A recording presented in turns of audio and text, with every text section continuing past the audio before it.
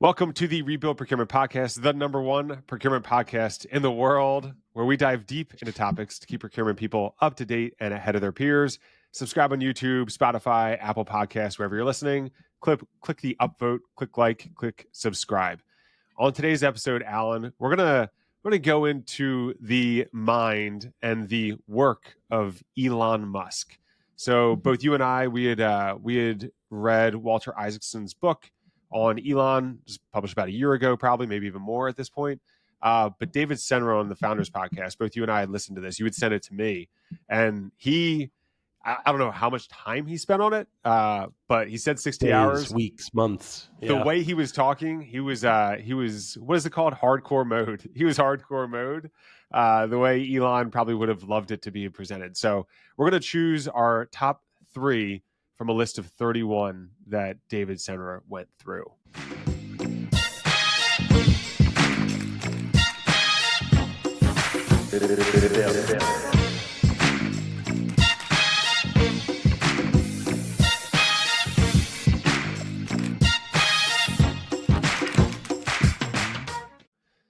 I'm Tom Finn, bringing 15 years on the client side, procurement, finance, and category management experience in large and small cap orgs.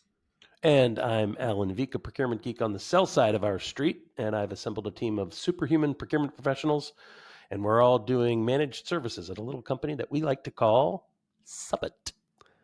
All right, Alan. So we have 3, and maybe a bonus at the end. But let's just hop right in it to folks. I think we gave the quick background around what it is. But we're going through the top 3 of... Maybe the only other thing that I'd like to tee up here All right, tee away. I'll say 2 bombastic things. Number 1, I don't think that you're going to find a better intellect in the world in the last 100 years, maybe longer, than Elon Musk. There is something about the horsepower, the intellectual horsepower of this guy that's just unstoppable.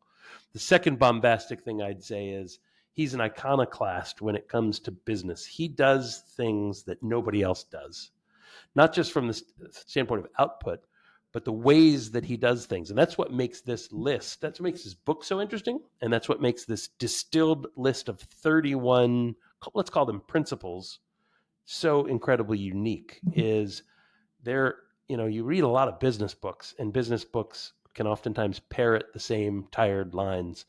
These are all relatively new lines. These are like things that Musk came up with, one of a kind. Yeah, he's for sure one of a kind of person. I mean, he puts himself out there. He's a high risk, high reward person in his business, but also just public perception. So he definitely creates a lot of folks when he posts on Twitter. Probably creates a lot of anxiety because of the public facing figure that he's been for a while now. But at the end of the day, the guy's been like, success is a relative thing. But I think a lot of people could easily say from a business standpoint, he's been very successful, right? He's the richest man in the world now, I believe. Relationship-wise, maybe unsuccessful for some measures, but nevertheless, we're going to focus on quantity or quality, Tom. Yeah, long term, he will have a lot of kids to hang out if he so chooses. But I think for this, Alan, we have the spectacles of business on when we're talking about how he works and essentially how he's been successful. Good. You want to hit the first one? Yeah. So the first one here is around hiring. So we're also how these are relatable to procurement, but hire for attitude. This is one. And then attitude for him is like, how hard will a person work? But I think attitude is a few things, right? Attitude could be, for a lot of companies, it's like, are you going to come in with the right mindset, not just to work hard, but if you need to be part of the team, if you need folks that challenge things. And especially early on, if you're hiring younger folks, which a lot of companies should consider even more of now, like coming with the whole AI, kind of AI first type thing. Attitude is the hard work. Attitude is coming in day one and wanting to learn and be better. So that was one thing that I think we both thought was important for this, to hire for attitude. Yeah. Hire for attitude. So this was in the list of 31. If you're keeping count at home, this is number 14, and the exact wording of it is hire for attitude. Skills can be taught, and this is where the kicker comes. Attitude changes require a brain transplant. In other words, These are like the spots on a leopard, the stripes on a tiger. There are a lot of things you can change, but attitude is a really hard thing to change. So you gotta hire for it. You gotta look for it to be nascent, to be in the DNA of all your hires. And I think it's like the second part of that sentence, that second part of that rule or principle was cool too, because when you say skills can be taught, yeah, that's on that's a relative spectrum. But in our world, Tom, in procurement, come on, who are we fooling? Any skill inside procurement can be taught and can probably be taught to a fifth grader. What we do is not necessarily hard. Yeah, there are some strategic elements of things we do. What we do is more complex than it is hard. So everything can be taught. I'm convinced that anybody can do procurement. So I think this rule especially applies in the procurement arena. Hire for attitude 100%. Yeah, totally agree. And I do think that, yeah, people just wanting the ability to lean in, right? Some folks might say, oh, negotiations, but you just need to want to learn. It's not also only being able to be taught. The person you're hiring needs to want to learn Yep. within that attitude. All right, Alan. So then we have number 2 here, the 10% rule. Maybe tee up this 10% rule, Alan. You Oh like my this gosh. 10% rule. Okay, so this one, I'll just again, I'll say it, and then let it sink in a little bit, and then we'll start to unpack it a bit because it's complicated. The way it's worded is slightly complicated, but the concept itself is a little bit complicated. It's something that most people don't think of. So this was, again, if you're keeping track at home, this is rule number 20.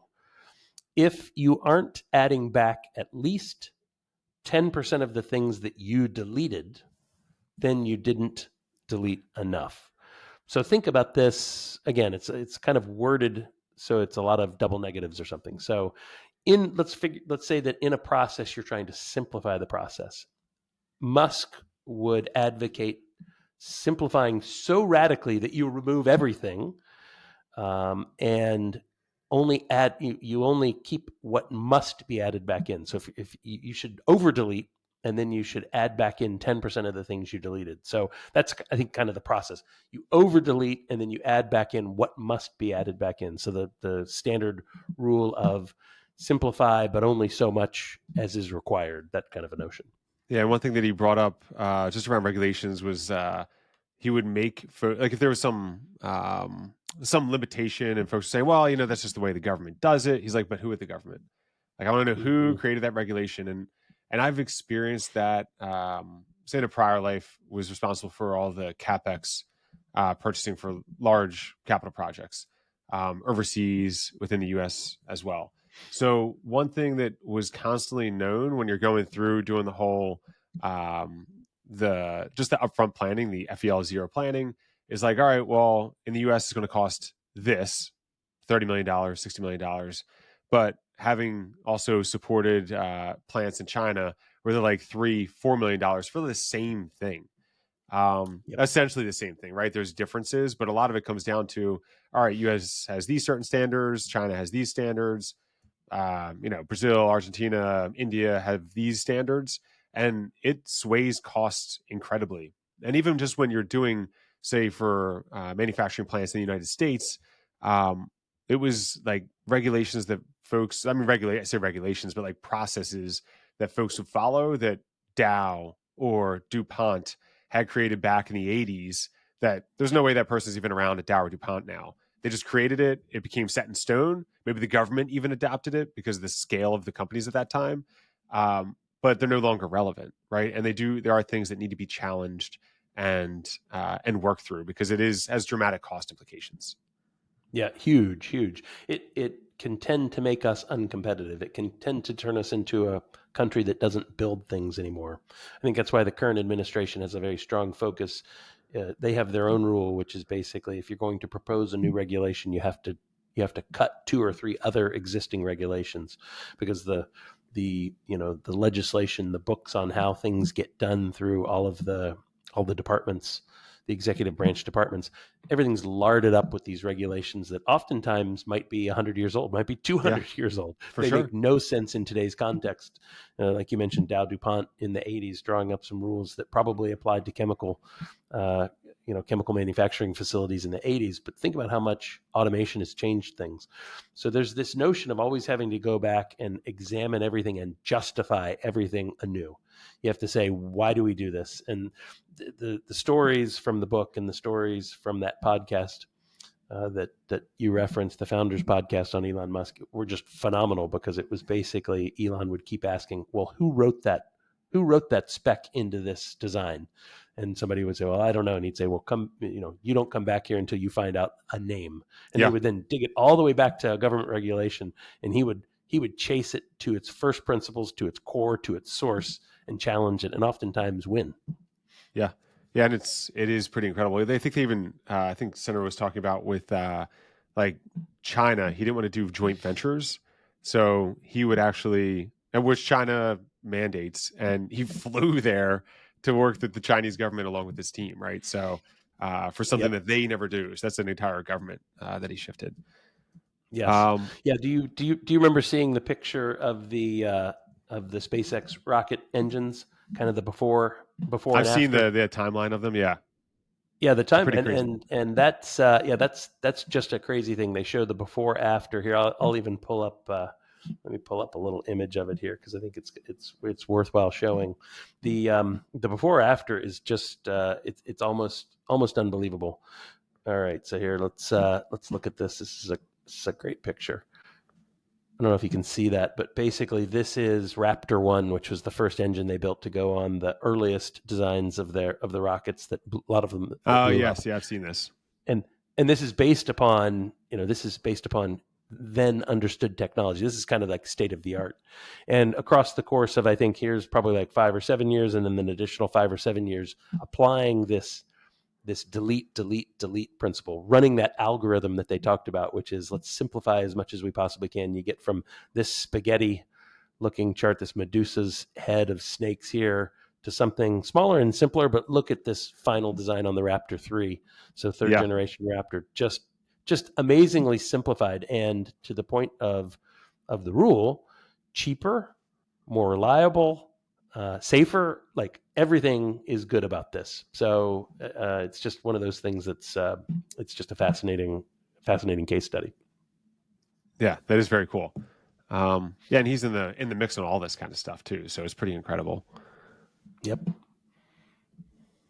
All right. So then, Alan, I think our third and final one, which is kind of, I think we're kind of touching on it with those prior two comments, but around going to the problem, right? So you said, I think specifically for Elon, go to the problem, stay there, and meet every 24 hours until resolved. Yeah, that's right. So this is putting two of the rules together: rule number 24 and rule number 29. And it's the notion of, how do you problem solve. So the first is, you go to the problem and you stay there until it's resolved. In addition, you meet with the team at least every 24 hours until it's resolved. And I can tell a personal story about this. We just onboarded a new client beginning of September, so beginning of this month, and because of some miscommunications on both sides, in essence, we scoped it wrong. We had the wrong resources for a specific job. So we brought in two of our team members that had a certain skill set. They knew how to do sourcing. And once the training session started, we found, oh no, they actually don't need to do sourcing. They need to be much more adept in contracts management work. So we had to make a big shift. We instantly put on the calendar a meeting every day at 4:30. Every 24 hours, we would meet with the team until we had resolved the problem to the client's satisfaction. Because, at Summit, delivery is number one. A client focus is number one. We wanted to make sure we had a happy new client. So we applied it. We applied this rule that I'd seen right away, and it really did help to get the team together to talk through kind of our resolution every 24 hours. Yeah, and I think those type of things just works, right?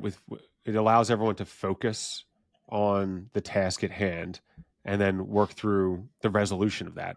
It's one of those things. Just the quick iteration is something that then just allows, if it's the like a mission in life type of objective, the best way to resolve is to have all the heads around the table checking in, making sure that that's being followed through on, and everyone knows their tasks, et cetera, et cetera.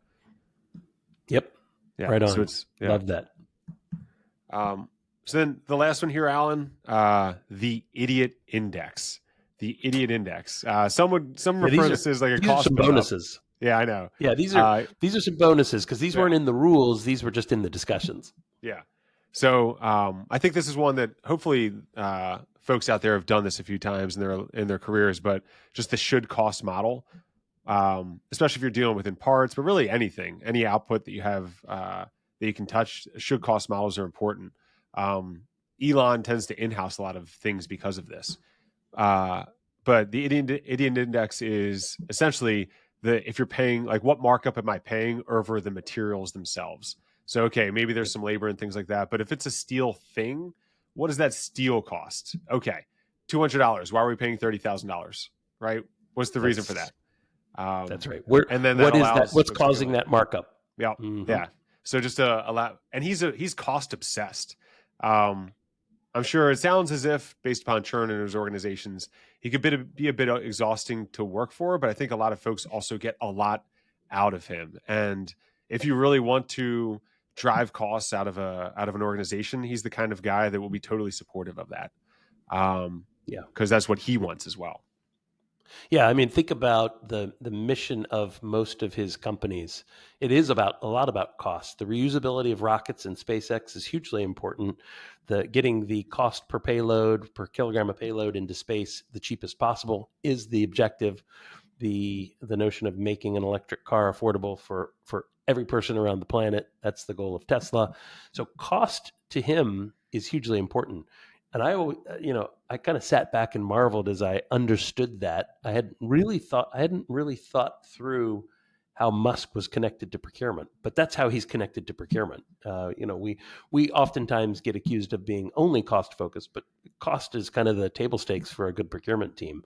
And to understand that we might have a kind of a hero in Musk, procurement should rally around Musk and his thinking. I think it's helpful.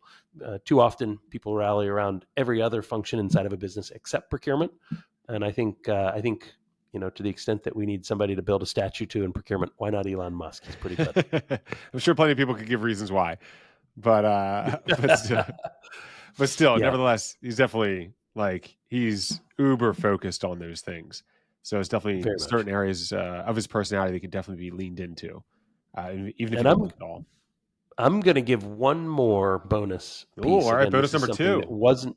Yeah, this wasn't something that was in the 31 rules, but it's something that came out of one of the rules and stuck out to me, and it ties back to a podcast that we just did a couple of weeks ago, Tom, on reverse auctions. Uh-huh. The saying Yeah. is showmanship is salesmanship.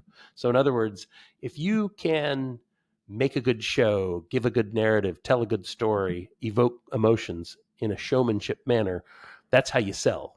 You sell more when you're a showman. And they talked about how in the world of Musk, this was showing first good prototype products that were not just functional, but they were form too. They were sexy, they were hot, they were sizzling. And little things like the handles on the Tesla car that kind of fold back into the door panels. Showmanship is salesmanship, and this made me really think about our podcast on reverse auctions. And it really made me start to think about how can I become a little bit more of a procurement showman.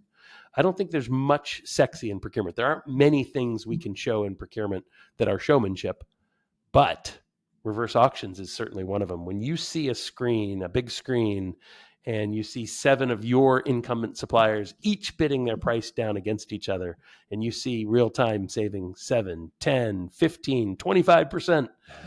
You show that in a conference room, you show that to C-level executives. That gets people excited about procurement. That gets people to understand, hey, there's really something here. There's value that this procurement team is bringing to our organization.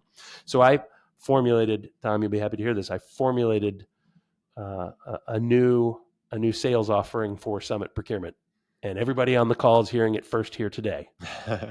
This is how it goes. When you work with Summit Procurement, your first reverse auction is 100% free. We will do at least one reverse auction for free for any prospect or any client. The only stipulation, the only caveat I put on that is we ask that you reserve a conference room in headquarters, and we ask that you invite at least some of your heavy hitters in the organization, because when we knock it out of the park with a reverse auction for you and your team, we want everybody in your company to see it. Yeah, it's not just for the person. Alan just loves doing them so much too. Oh man, they're fun. They're awesome. Yeah. I missed doing them. So we've started to build a partnership relationship with a company that offers a platform to do reverse auctions. We've got 2 current clients, Tom, you'll be happy to hear, who I pitched this idea to, and they both said not only yes, hell yes. Oh, it's Like, always a good totally response. in. Always a good Yes, response. they were totally in. So yeah, so I think this is interesting. I might propose to you, Tom, that we do more episodes, because there are indeed 31 rules. We've given a few of our favorite ones today, but I propose that we come back to this. Maybe not next week, but certainly in a few weeks. Let's hit a few every so often, because I think the principles here are timeless and hugely important. Yeah, I agree. Always good to review good good ways to think about things and to challenge our own mental status quos. Right on. So, on behalf of your humble hosts here at the Rebuild Procurement Podcast, we are Tommy Finn, the guy who puts the fin in finance, and your OG in procurement, Alan Veeck, hoping you will make this a powerful and productive week in procurement. Bye-bye. Bye-bye.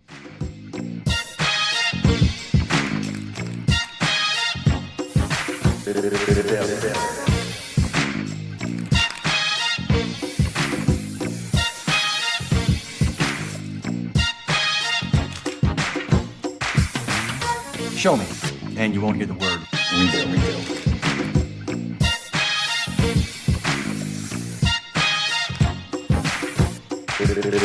rebuild.